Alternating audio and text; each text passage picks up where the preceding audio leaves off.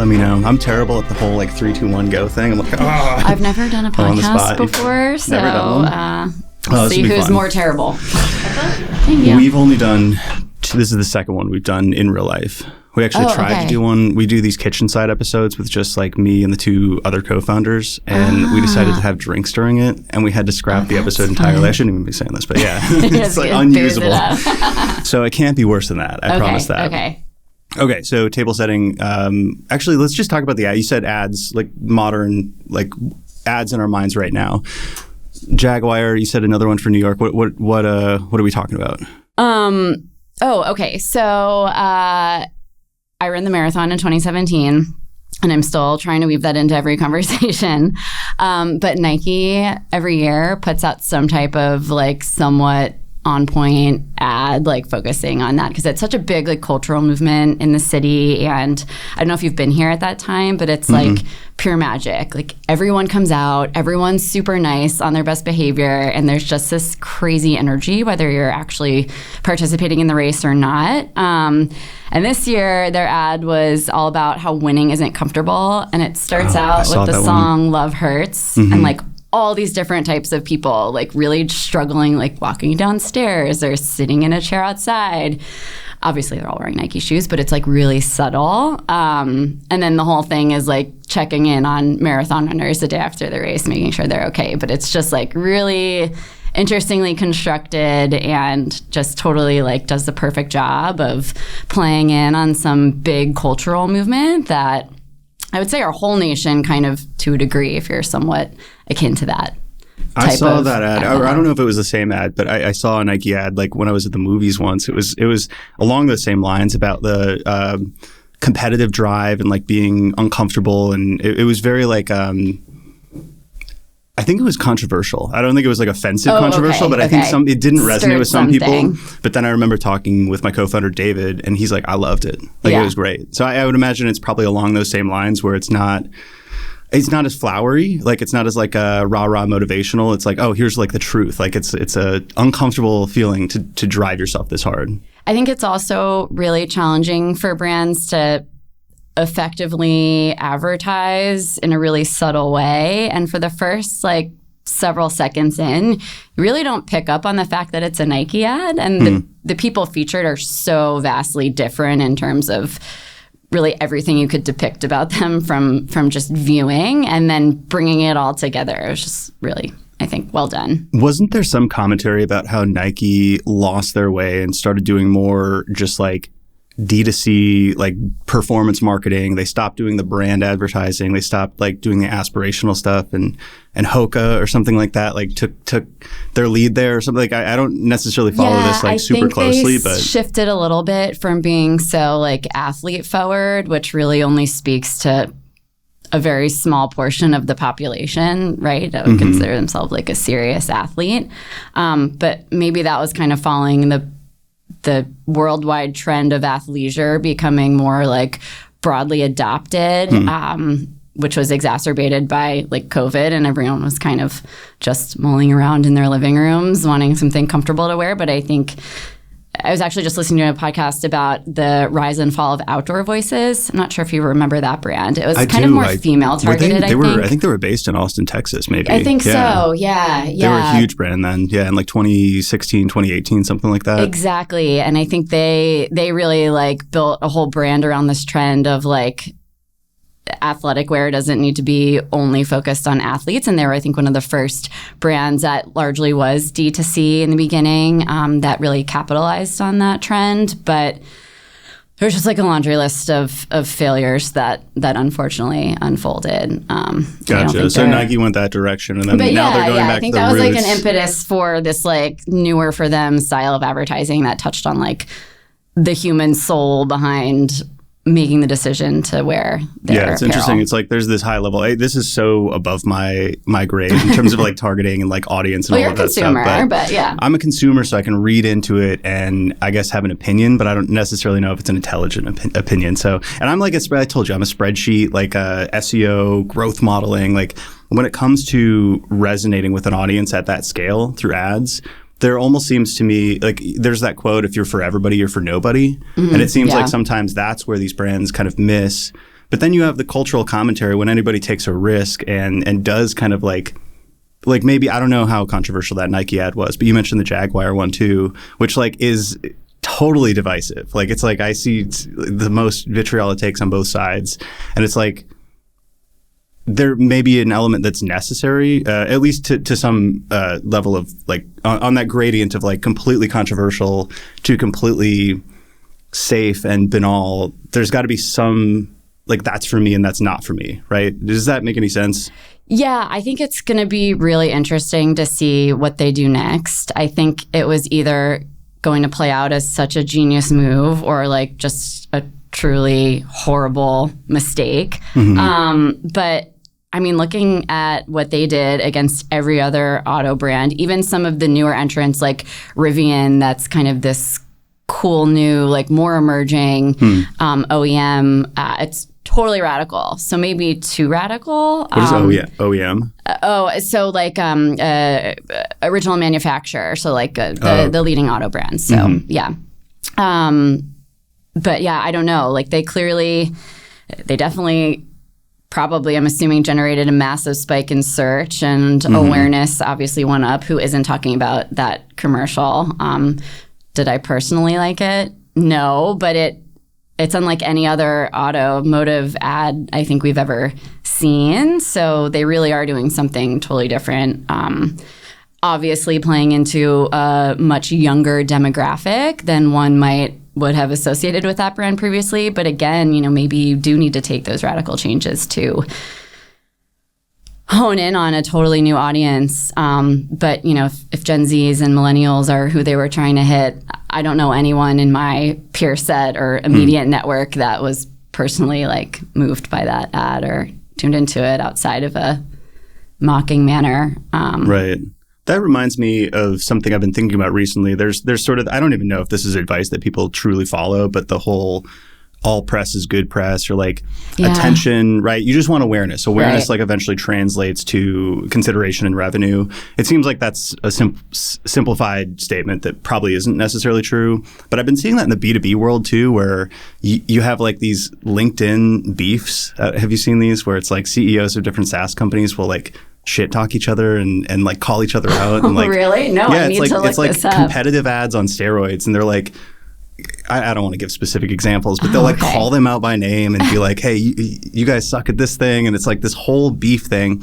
And it reminded me of like reality TV, which I'm like, I know this, I'm sitting there eating popcorn, like looking at the comments, I'm like, wow, this is so dramatic. But I'm also no more likely to buy their software. Right. You know what I mean? I think we take the totally opposite approach. Like I've been in pitch opportunities where competitors are brought up and we're like, well, they have a great offering, but here's why we're different and, in our opinion, much better suited for your needs. That's interesting. I wonder what type of like return that approach might get them. I guess it depends who you sell to, right? Yeah. Your approach is my approach. We're all frenemies in our space. Yeah. We dove in too quickly. You mentioned a couple things that I wanted to make sure we covered, unrelated to business. So you said food, especially the food scene in New York. Okay. And dog adoption and fostering. But the food and the food scene in New York was interesting. So I'm guessing that you think it's like world class. It's like a great food scene, right? Like, what's your take on this? Oh, probably the best. Definitely. Yeah. New York or nowhere. Anywhere you go, I'm probably going to be shot down for this. But, anytime I'm on vacation, and I do travel quite a bit, I'm always confronting the conflict in my mind of like, well, I can get this in Manhattan. I recently was in Paris, incredible food scene there, obviously, and probably not a fair comparison. But in terms of overall accessibility to the best food in the world and all different types of cuisines, like where else can you get that? I would say the diversity of cuisine is amazing here. Yeah. I have two devil's advocate points here. Okay. So my co-founder, Allie's going to love this because she's from Chicago. Ugh. One could make the argument that Chicago's food scene is superior because on average, you're going to get a better meal. So the variance is lower. Simply put, in New York, there's a lot of food. So obviously there's going to be some portion of that that's amazing, but there's probably more worse cuisine in New York too, whereas the average meal in Chicago is going to be much better. How do you feel about that? Okay, well, I will caveat what I'm about to say with I've not spent a ton of time in Chicago. I have visited or Houston, or let's take times, another. Yeah, sure. I don't know. When you have garbage pizza, I don't think that's right off the bat a fair thing to call out. That's not a fair representation of like having, because there's bad pizza here. Like that's one thing that I was surprised by. Isn't like deep dish the Chicago? Yeah. I mean, dude, it's not the same style. It's not even the same. I know. It's two different categories to me. I don't know. Maybe I'm not well versed enough in Chicago dining options to comment on that. I just can't imagine. My other take is, and you don't have to have an answer to this because I don't think anybody does, but I come from Austin, Texas, where we had great barbecue and great Mexican food. Why in New York do we not have great barbecue or great Mexican food? That's fair. Those are probably the two categories that perform worst here of all, compared to other places across the states. It's odd. It's like a perfect Venn diagram with no overlap from like the place I used to be from to where I am now, because we didn't have good Italian food in Austin. So right. What barbecue places like come close, would you say, here? I don't know if this is going to make me sound like a snob, but I haven't tried any just because I've heard that they're not good. So maybe that's my... Texas definitely rivals for that. Blue Smoke's not that bad, but it's also... I'll give one a try at some point. Yeah. But like when I've surveyed people, they're like, oh, you've been in Texas. Like I probably wouldn't, and I've tried a couple taco places that were like mid, but there's something about these San Antonio tacos that wrap themselves around your dopamine system, and it's like a soul true and fair transforming experience where I'm like it's a good taco. Yeah. Well, I also appreciate how things regenerate so often in the city. So like you're literally exposed to infinite options all the time. Like there's always something new coming up, and even in like Austin's become a large, very quickly growing city, but still like the opportunities in terms of restaurants and things. They become much better, yeah. But New York, I will agree, like I'm, again, playing devil's advocate. I do love the food here, so we're on the same page. Anything else you wanted to talk about regarding food, or should we talk about omnichannel advertising? We can go to omnichannel. All right, so... The natural foray. Yeah, exactly. Great transitions. We've lost 20% of the audience at this point, Probably. But yeah, we've gained 20% too. So first, let's just high level. I'm a total noob with omnichannel advertising. We work on the organic growth side. So it'll be kind of explained like I'm five. I'm probably going to ask a bunch of very dense, very high level questions, and hopefully you can educate me there. But just to frame it, first, you want to tell me about Clinch? Sure. So we offer what I would say is an end-to-end platform for streamlined omnichannel advertising. So before we get into what omnichannel means, which is probably less complex than you might be thinking from a conceptual standpoint, but when you think about what it takes to launch an ad campaign on any channel, right? You need to build your strategy. You need to identify and segment your audiences. You need to build your creative. If you want to add any element of personalization, maybe your creative, when served, should speak to the weather conditions outside at that time, or be contextually relevant to the content that you might be consuming where the ad would be served to and on any device, and what time of day it is, etc. There's elements of personalization you need to add. Then the mechanism of actually serving the ad to your consumer and targeting is another component, and then measuring your campaign, et cetera, et cetera. So we've built a platform that really not only enables advertisers, be it brands or agencies, to do all of that from one centralized space, but with all of these really interesting and robust capabilities that streamline that whole workflow and automate much of those processes, from strategy to planning to creative execution to actual deployment of that ad. And then when you go into how you understand the effectiveness of your campaign, we have a really robust system that visualizes all of that. So you're really, as advertising grows in complexity, it's quite often advertisers can fall victim to analysis paralysis. So again, having a platform with Gen AI baked in. I know we'll get to that later, and just offers a really unique way to lay out all those insights in a way that you can understand and is customized to what you as an advertiser want and need to know, is really what's kind of enabled us to service such a rockstar roster of clients that we do. So we support, like I mentioned, Fortune 500 brands, inclusive of Mars Wrigley, Hyundai, Coca-Cola, Albertsons, et cetera, as well as agencies, especially the agency holding companies that service them. Is it primarily like consumer focused customers, or do you serve kind of B2B customers as well? Like, yeah, all of the above. I would say we just by nature of kind of the types of advertisers that invest in these types of technologies, B2C is probably where much more of our business is. Yeah. I feel like most B2B is like pretty concentrated on LinkedIn or Google Ads or something fairly simplistic, or like there's remarketing and then there's account-based marketing and targeting specific, firmographic details. But yeah, consumer seems much more, I don't know. I've talked to friends who work in consumer brands, and it's like, oh yeah, we have $100 million ad budget, this much in Facebook ads, this much here. I'm like, I can't fathom what that means. I don't even know how you spend that much on ads. When I first came to ad tech, like just realizing the amount of revenue generated by ad tech companies, that was a fraction of like an overall media budget.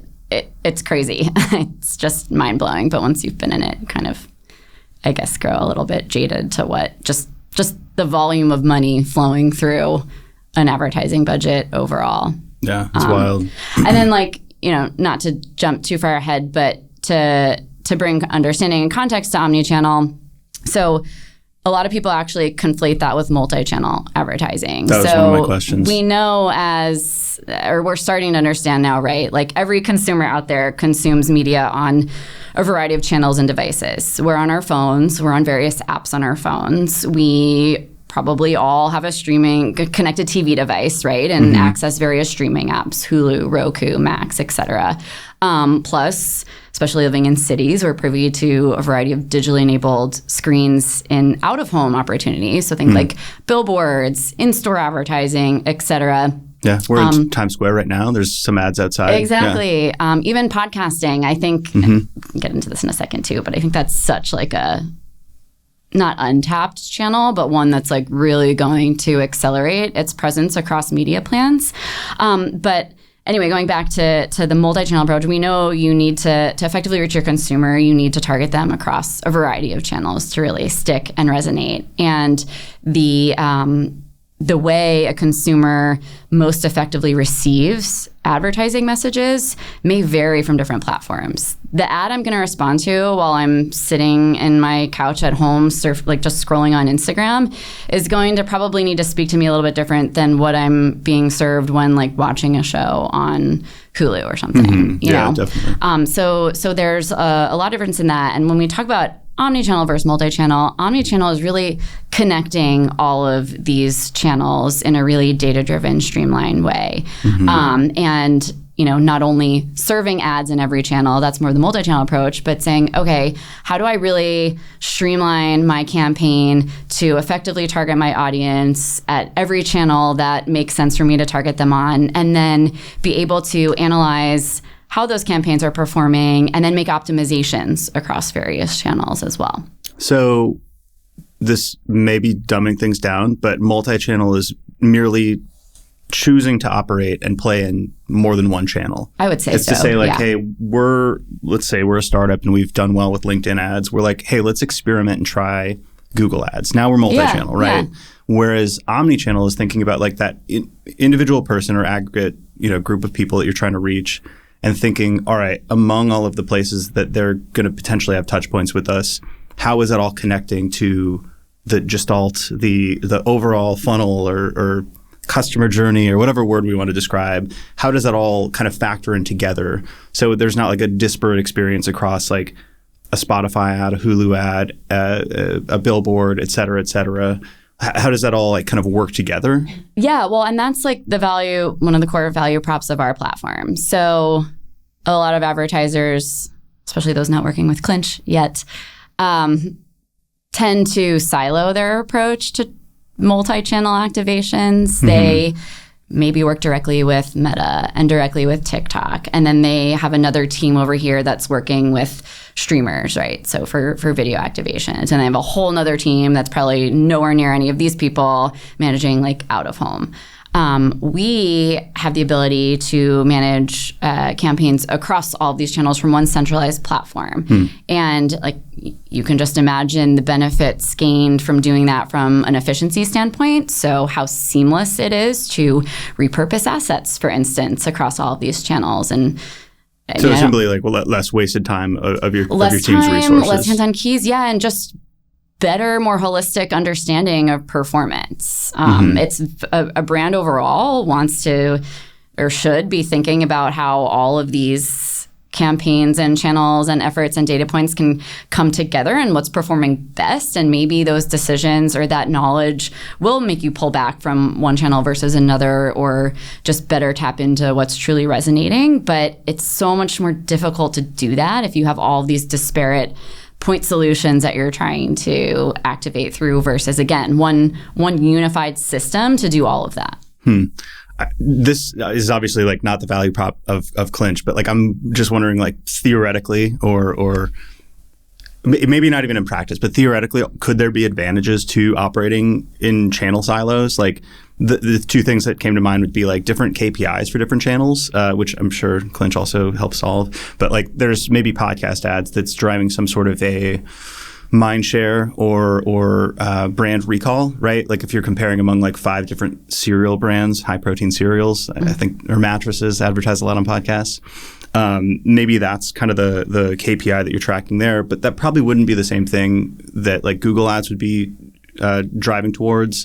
And then the second thing would be experimentation.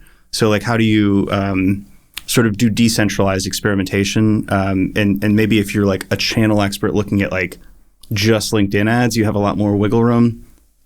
Devil's advocate. Sure. So we actually can support multiple KPIs and testing and targeting based on the decisioning logic that you can build fully custom in our platform that can really be modified per your channel goals or your audience goals or what have you.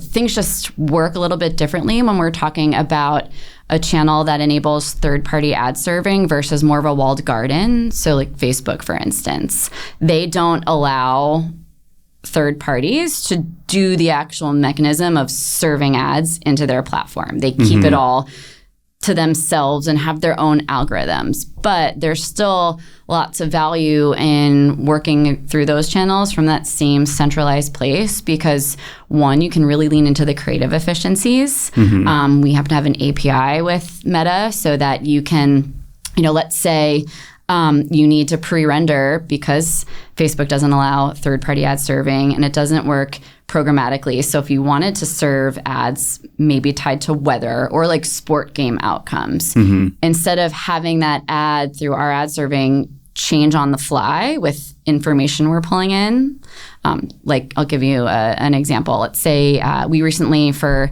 a very well-known coffee brand, Italian coffee brand that has made it big in the States, we did an Olympics-based campaign. And anytime the U.S. scored, their creatives would actually update featuring the medal count for gold, silver, bronze. So if we were serving that through a programmatic channel where we are the ad server and can make that change, it's like this, super seamless. We do it all. In Facebook, we'd have to pre-render every possible ad variant and then set the decisioning logic within the Meta platform. And then when an ad call is received and the criteria is signaled to be met, it would pick and pull that right ad. So again, there's, I think, not to go too far in the weeds on that, I think there's still so much value in like centralizing everything, but maybe more to your point, sure, there's definitely things work different depending on the channel. Yeah, I think that's probably more in like team setup and like how you incentivize like experimentation versus like sort of central strategic planning. Yeah. And it's like some companies are going to say, hey, 10% of our time and effort is going to be like testing new creative that's totally wild in this channel that doesn't maybe like matter as much. And that seems like more of an organizational thing anyway. Yeah. Another silly question, but like when you refer to omnichannel, is that just advertising and ad spend, or do you think of that like more holistically throughout departments. So like any touch point that somebody might have with a company, including for a B2B brand, you'd also have customer success and sales, organic, so like the SEO and the content marketing that you're putting out. Do some people include all of that in omnichannel, or would that be like a different word entirely? Is that just marketing strategy? Yeah, I think that would probably be a little bit separate, and maybe things that funnel into the omnichannel advertising strategy that we typically think of when we talk about it. But maybe another way to look at it is stakeholder participation. So again, there's so many different personas within an advertiser organization, whether it's brand director or an agency working on behalf of a brand advertiser. There's also inherent value that comes with having one centralized space for all of those stakeholders to work. So again, like, it's not just channel silos that have historically been a bit of a problem or bottleneck for advertisers to reach their fullest potential. It's silos amongst teams. So like what often happens is the strategy team is actually orchestrating this whole campaign strategy. And then they take their brief and give it to a creative team who like curates all of the assets, maybe sometimes builds the ads. And then there's a whole nother media team that also gets a brief and is responsible for like identifying channels or audiences. But even amongst all those players, there's without the right technology or partners, it's really difficult for them to effectively communicate and then be able to optimize all of these different components of an ad campaign without like some central line of sight in a way. Yeah, that makes sense. A couple more advertising questions. Yeah. On one thing you said was like the platform helps streamline all components of kind of omnichannel ad strategy, including creative. How does that work? Because we literally just run LinkedIn ads, and like in the most simplistic 101 way, it's like remarketing and thought leader ads. And I'm like revamping our creative right now. So the targeting is it's fairly, formulaic. It's pretty simple. But the creative is such a headache for me because it's like I have to like redo so many different ad sets and shuffled in different thought leader ads and like think, okay, like what message am I trying to get across? What's going to be the biggest click-through rate? All that stuff. It's very time-consuming. So how do you streamline the creative parts, especially across so many channels? Yeah, so that's actually one of our core components to our technology. We have an internal ad builder that can take all of these different assets, and you can either use like a standard dynamic ad template that we have, or we can build a custom one for you. And our technology can dynamically optimize and version out an advertisement ad asset from your assets you've given to us to support any channel or to really fit in with your decisioning logic. So that's where like the value and the dynamic nature really comes in. So if you have a product feed of 1 million SKUs and you can and a handful of image assets and copy verbiage and call to action, right? We can bring all of those components, dynamic components, into a template, and then through our decisioning logic and our ad server, again, make the decision based on what you've told us you want to achieve and constantly optimize to get to that winning variant. And again, as a creative ad server, we're the only partner in the advertising chain of command that can tell you exactly what was in that winning ad creative that yielded some particular conversion or outcome that you're seeking to obtain. So other metrics are really usually held at like what the conversion was, where it happened, et cetera. We're able to actually dig in and tell you what was the image that people were responding to, what particular products in that product feed shown in your ad was included, what offer or incentive was generating the most clicks or the most purchases or conversions, like however you want to assemble that logic and build those KPIs in, we can not only get you there as efficiently as possible, but then report back on what worked and what didn't work, which is also super valuable information. How do you think about KPIs in omnichannel? It seems like that would be one of the more chaotic components where some channels are best served for that brand awareness layer. Some channels are best served for that performance layer. And even in performance, there's so much like murkiness with the way people talk about things. And in B2B, there's this whole like demand creation versus demand capture, and demand capture channels are just like conversion focus. And that seems like a very tricky part, is like unify, maybe just even organizationally, like how do you unify those efforts under some composite program? That's a complicated question, huh? Yeah, I'll try to answer it the best I can. I guess, well, first of all, different channels support KPIs differently. Mm-hmm. So out of home and connected TV, for instance, you can't click on anything, right? But you can measure and link secondary device conversions tied to being exposed to that ad impression via smart advertising. Wait, how do you do that? So maybe, I mean, one of the one way, let's say you're watching an ad on your smart TV, maybe it's through Hulu or Roku or whatever, and you scan a QR code that shows up on an L wrapper of an ad, and you scan that. If you have attribution set up on the back end, you're able to see which household was exposed to which ad, and then what conversion happened as a result of scanning that QR as a result of seeing that advertisement. Or like geolocate. Do the people do geolocation-based experiments where there's like holdouts and you just advertise in like Denver and Seattle with like a certain set of ads, and then not in other cities, and then see like what the incremental like, I don't know, brand search lift or something like that is? We can slice it and dice it really however you want. And there's really no shortage to how you can personalize in a way. It can get really interesting. Yeah, I was like, this is getting into pretty nerdy territory. Yeah. And I think, another value of Omnichannel, kind of tying into what I began with here, and how different channels can support different KPIs and business objectives in those channels that maybe don't allow for direct conversions to happen, or like responses to be measured. That's where you can pull insights from maybe a same campaign you're running in other channels to swap in elements that people are responding to see if that has that same return. But when you really get into the technological advances, channels like connected TV are starting to be tapped into for more of a full funnel approach. So it was, when that first kind of became an option for advertisers, they kind of looked at linear TV, so like just live, like cable TV. It's actually not the best description of linear, but whatever, like regular, non-digitalized television.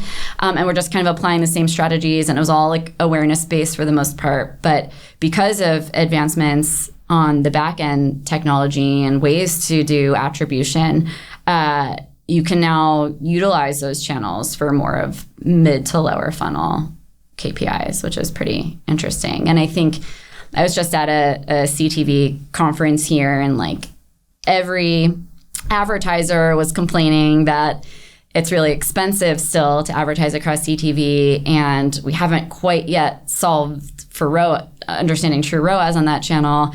And then all of the streamers and the platforms that were joining these panels were like, well, we're innovating really hard, it's coming. And I do actually believe them. I just think it'll be a matter of time before we start seeing really innovative ad formats across these channels. Maybe more voice command opportunities will come into play. Sometimes, and I don't think this is always the case, but sometimes I think there's alpha in investing in channels that are less measurable or less obviously measurable, like surface level, like very simple things to measure in SEO, for instance, would be like organic traffic.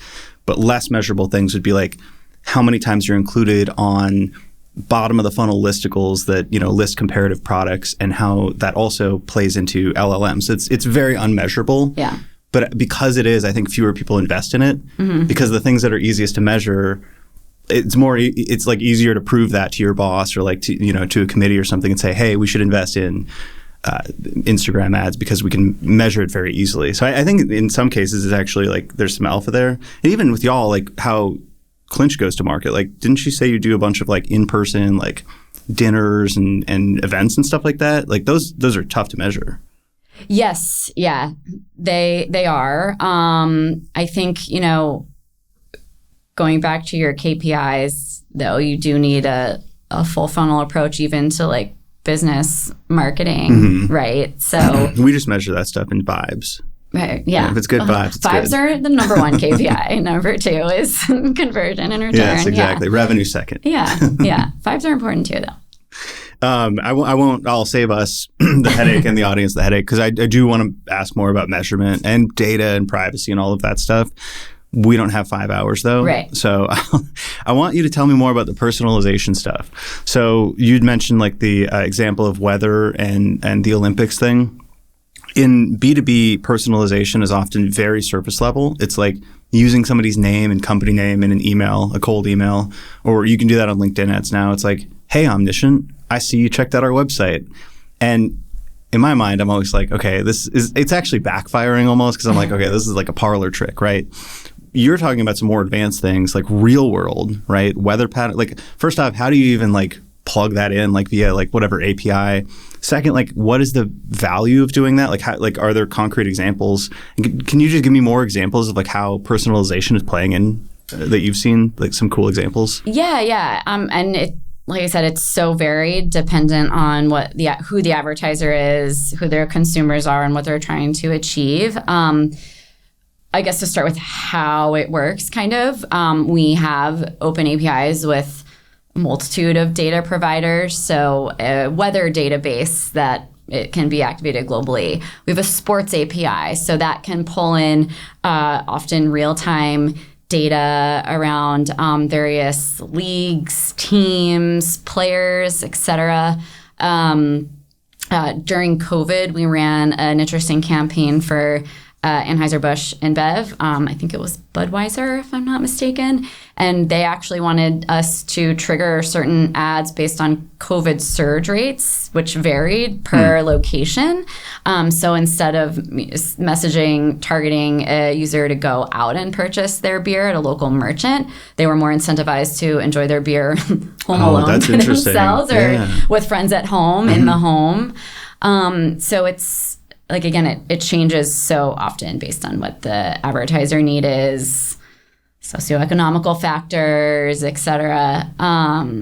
Give me some examples of the sports stuff, because in my mind, I go to an NFL game and I just see like HubSpot like sponsored like the scoreboard, like their ad goes on the scoreboard or something like that. But that's not what you're talking about. You're speaking more about that would probably, I'm sure that's more of a like direct buy they have with that like it's like a static stadium placement or league. I mean more so somebody triggering an ad on Facebook that relates to a sports event. So it's, I mean, on one end, it's maximizing a brand's investment in that sports opportunity.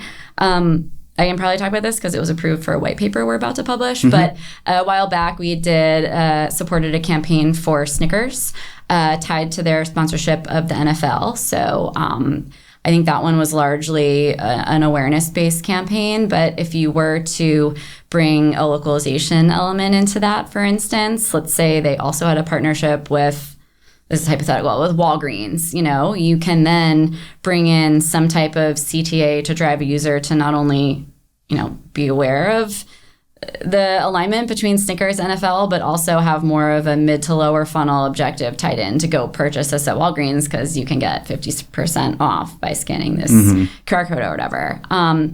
Another cool one we did was with probably one of the most well-known soft drink brands in the world during the Euro Cup.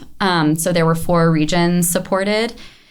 And we served various video creatives in each region, all with 4 different languages, to not only draw awareness of this brand's like fan zone type account, kind of like a fantasy type league that they started, but it was all tied to game scheduling. So they had different messages and conversions they were looking to hit when advertising a game was about, was tied around scheduling. Then during the actual games, various messages were triggered based on how that local team was performing. So if they were up at the midpoint of a game, a certain message would be delivered. If they were, losing, then a more like encouraging message would be delivered. And it'd be interesting to see if we pick that up again, because the benchmarks, they hadn't really done something like that before, but the benchmarks they had in mind that we were being scored against all surpassed their conversion goals. So this is maybe going to be an esoteric question. So just if this is a silly one, feel free to skip. And it might even be the wrong premise, but it seems like sports and culture in general has fragmented a little bit. Like, so in my mind, and maybe I'm wrong on this, there's not that many events that like everybody watches anymore. It's like maybe the Mike Tyson, Jake Paul thing was the most recent thing, or like the Super Bowl or the Olympics. But outside of that, it seems like everything's kind of niched down. Is that true, first off? Or am I just like, that's my perception? You mean like now accessed much like different across demographics or? Yeah, could you assume that maybe in the past, like everybody watched this NFL game and now maybe not everybody watches that. And now maybe some portion is watching pickleball or something like that. It seems like things are like more niche now, right? Yeah, definitely. I think another interesting point tied to that is live sports was really one of the few remaining factors keeping people from cutting the cord. You're familiar with like the term cord cutter, like people who abandon cable subscriptions for TV versus like I've been a cord cutter for several years now. It's just much more financially sound for me to do that. You can access all of that via like streaming now, right? Well, now you can, which is why that shift is like continuing to accelerate. And I think connected TV like has overtaken linear, or is going to very soon, if not. But you know, that actually opens up an entirely new incentive to advertisers, and in turn is breeding much more competition among streamers. So like Amazon Prime and Max are starting to actually purchase out the rights to various sporting events. But so that's one, opening up a lot of interesting opportunities for advertisers to do really cool things with personalization. But on the consumer end, it is also causing more fragmentation, which not even just the with Jake sports. Paul, like Mike Tyson was on Netflix, right? That and was they had like an Netflix. attached documentary with it, and that's weird. That's not like in the it past. It is weird, yeah. And even looking outside of sports, like I was a big Yellowstone fan, and you know now this I don't know if you watch Yellowstone. No, I keep hearing good things, so I'll have to get into that. But you know now this new season is on Paramount Plus Live. I only have the streaming subscription. I've already watched all of the other seasons, but like it's been difficult for me to access this new season with the setup I have, and like that kind of is where, as a consumer, it's super frustrating. Versus like when we used to all have the same something? 40-something channels or whatever on cable, right? I know we're still getting away with like login sharing. I know I am. I really worry that that's going to be cracked down on much more in the coming future. And you know, from an advertiser standpoint, that can cause some problems. But again, if you're really centralizing your activity, ideally in consolidating your partner stack and have a partner that's well integrated with all these platforms, it can be really seamless in your approach to advertise across all of them. Still doesn't solve the consumer frustrations though. Yeah. I'm going to book 2 hours next time because I'm like, but no, because I want to talk more about that. But I also wanted to ask you how you got to this point, like as VP of marketing, like where is your background coming from? Like, how did you land at this current state? Yeah. By happenstance, I landed my first real job at an ad exchange called PulsePoint. That was kind of like the transaction house where advertising or media was bought and sold. And I was there for a while and got to really understand the mechanics of how digital advertising works and programmatic, which to define that, we can spend a whole nother hour, but was just catching on. It's like essentially bringing this really like more efficient transactional approach to getting ads into certain inventory.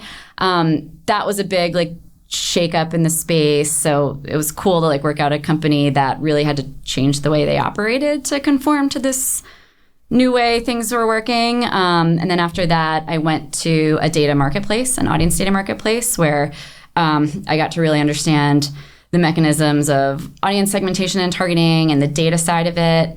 And now at Clinch, I kind of get to merge those two worlds and bring in the creative advertising layer, which I was always the most interested in. And now it's funny, just as programmatic, no one says they're a programmatic platform anymore because it's just so interwoven in everything we do. I think Gen AI is starting to become that next big transition for our space. We're seeing so many companies saying they're AI powered this, AI powered that, but in another year, like everything's going to be AI powered. So we definitely thought about updating our claim to include that, but then we're like, wait a minute, it's just going to be a no-brainer and sounds stupid and redundant in no time. Right, I don't know if you've seen the emails of Katie Couric back in the day going like, what's an email? But now you see that and you're like, oh my God. But that's going to happen, I think, with Gen AI soon. Yeah. So, all right, 2 questions. First, I always ask like what your archetype or like superpower is. Yeah. It sounds like you've got, like you said, creative is one of the main things. But the way you're speaking also is I bucket it into like creative, kind of quant science, growth. That's kind of where I come from. Yeah. And then there's like a third, which is like ABM, sales, like kind of that, like revenues, like almost like a chief revenue officer mindset, which I'm guessing you have to embody all 3 of these at your role at Clinch. It sounds like, because you're working with huge enterprises, which is almost always like an ABM, sales kind of mindset. Yeah. The way you're speaking about some of these campaigns is very creative. But then the way you're talking about programmatic and dynamic and all that stuff sounds very quant. So like, do you resonate with any specific archetype or like, what's your kind of superpower as a marketer? Oh gosh. What's challenging at Clinch and requires probably a diverse approach and skill set is being able to market a company to so many different user types.